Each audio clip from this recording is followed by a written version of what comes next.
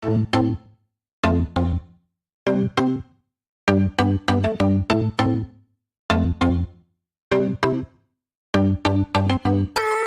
mga kanays, good morning. So, andito tayo ngayon sa aming May Farm. Tingnan nyo ang aking asawa, napaka-busy niya. Bali, nagtatanim siya ngayon ng mga grafted fruits. Bali, nilipat na niya.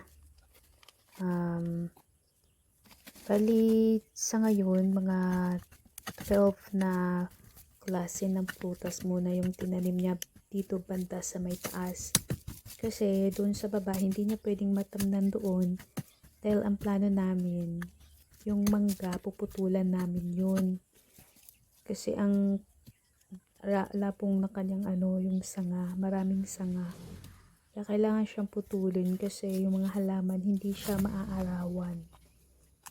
Kaya dapat putulin muna, bawasan yung mga sanga para yung halaman maarawan siya.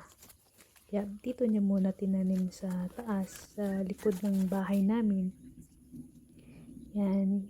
So, maganda na siya kasi sa ngayon, nilinis muna niya kasi sobrang masukal yan dyan. Yung daming damo.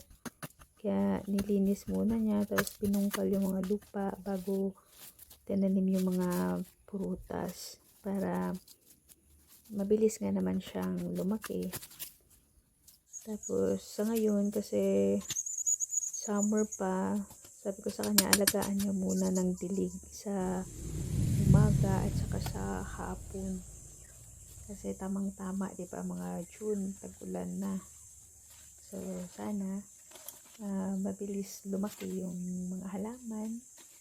At sa ngayon, nilalagyan niya ng dahon ng saging para hindi maarawan yung mga halaman.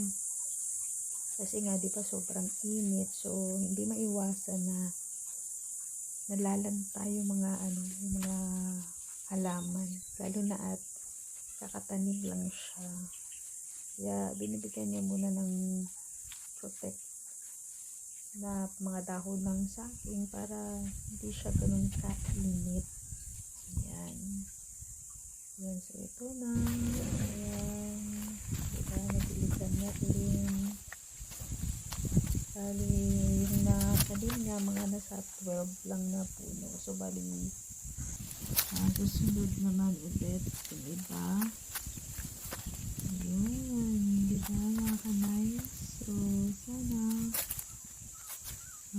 pagbalik ko sa 2028, diba, after 2 years, malaki na siya at may bunga para diba na-enjoy naman natin yung out of labor natin.